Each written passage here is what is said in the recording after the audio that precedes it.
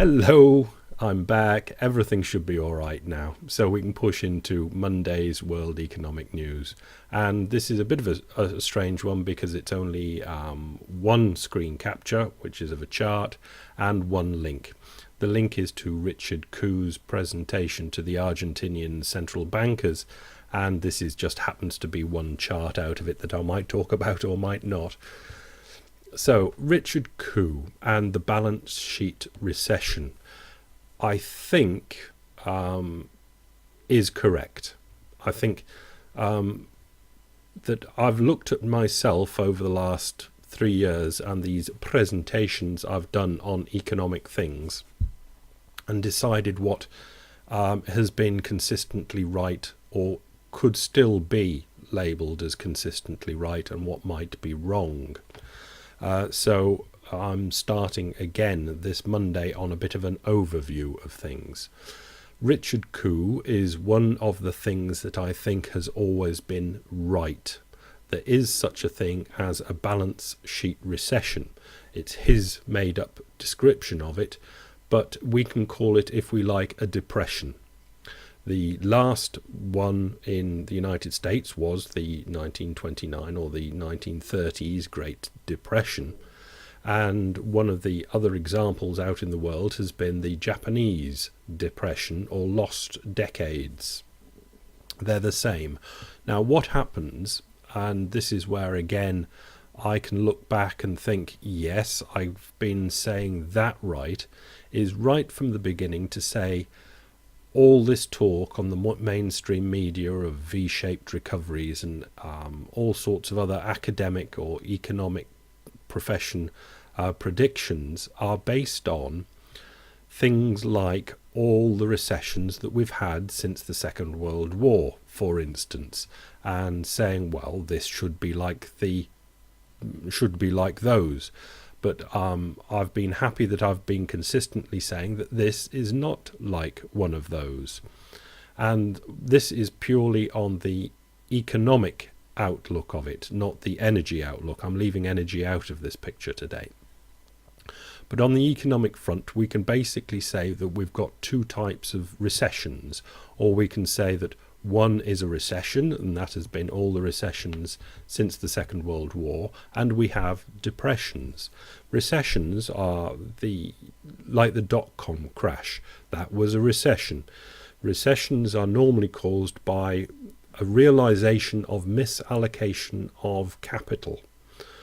A lot of money went into, it was called the internet and telecoms at that time.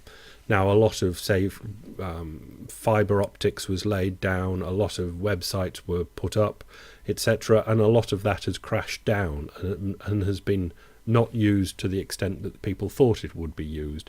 But it leaves a residue of useful stuff, but quite a lot of wasted capital and wasted time, if you can possibly waste time. And if you can possibly waste capital, because quite often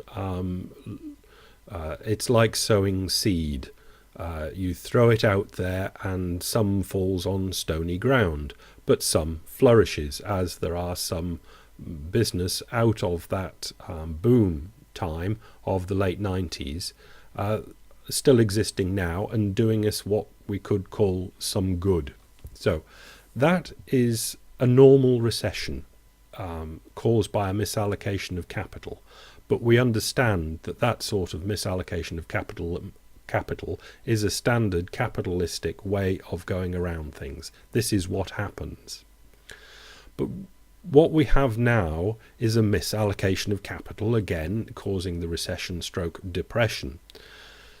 But whereas the dot-com misallocation was to something that could have been potentially useful, or potentially could have made enough money so it could have paid back the capital investment, a lot of this crash is based on the allocation of capital to real estate. Real estate will only pay you back if that real estate price increases in value, in price. you don't get more worth from it. It's self liquidating.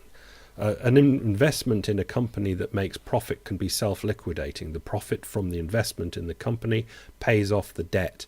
The only way the debt in housing can be paid off is by earning the money and paying it off.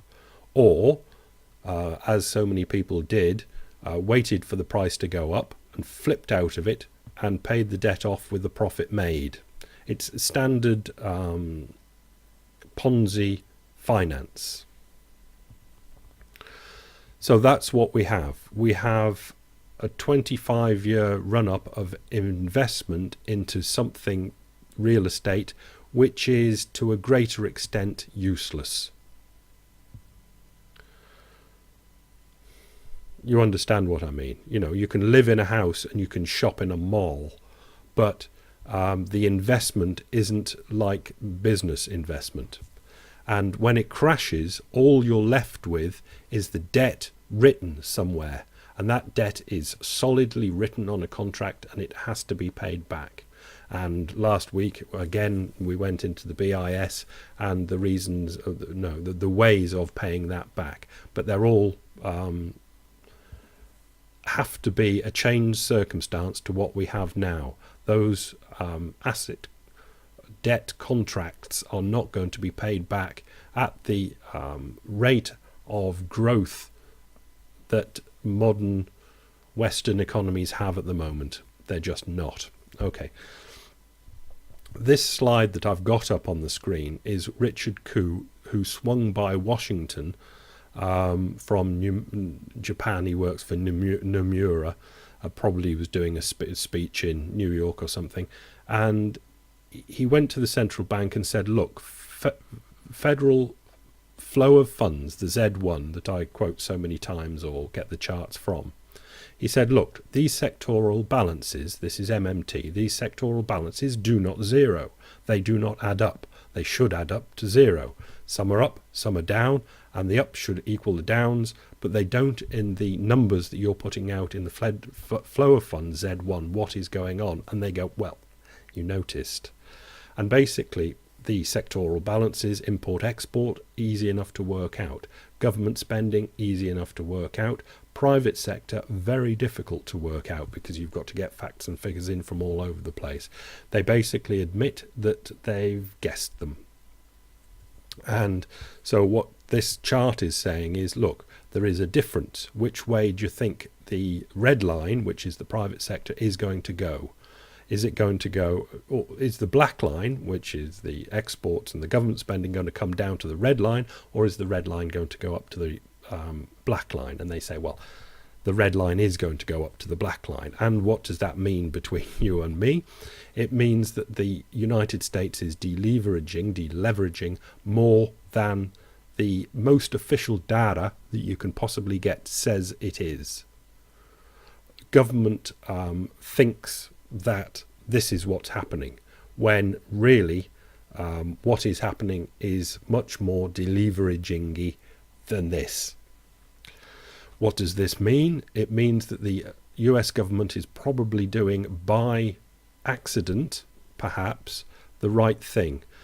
Since this started since poor Mr. Obama got into being president in 2009, 10 and now in 11, the United States has run about 10% deficits, 1.6 trillion, and the way they're going, it'll be more than that next year, probably 1.8 trillion, by default, by accident, because they're saying that they don't know, they can't agree to do anything else except spend this money.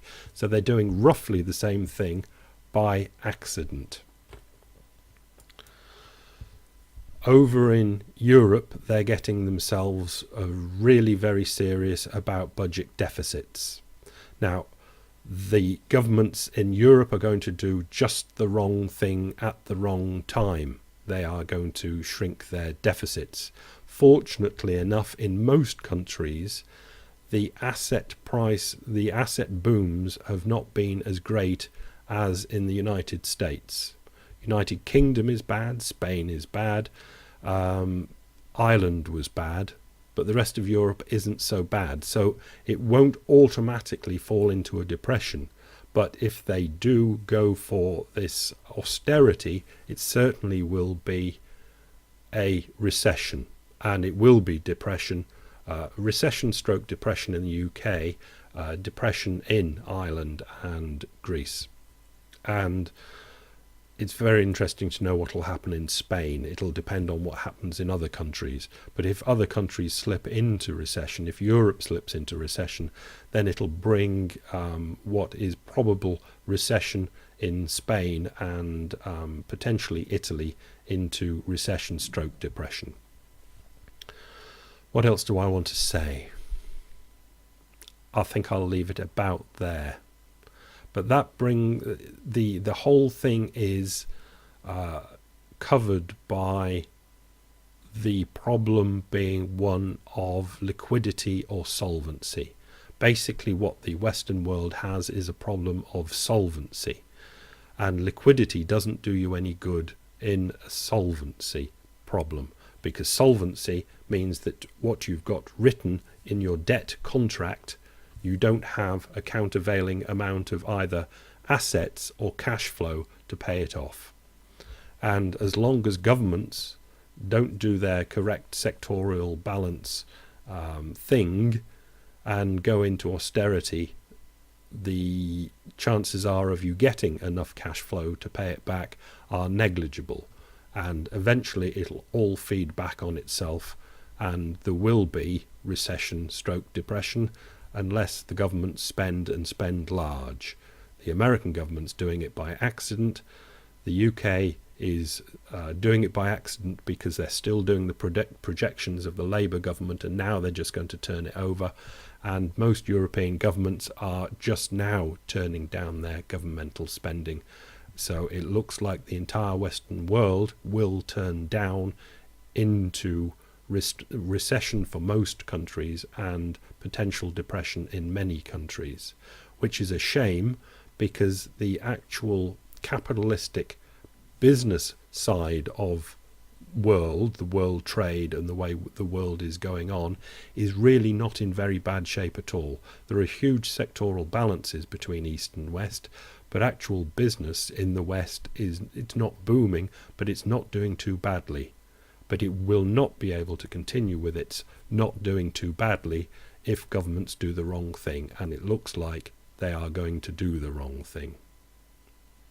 Maybe even eventually in the United States, if it ever does sort itself out, it looks like it'll sort itself out into some sort of austerity. Just the wrong thing to do at just the wrong time. Back to normal tomorrow. Bye.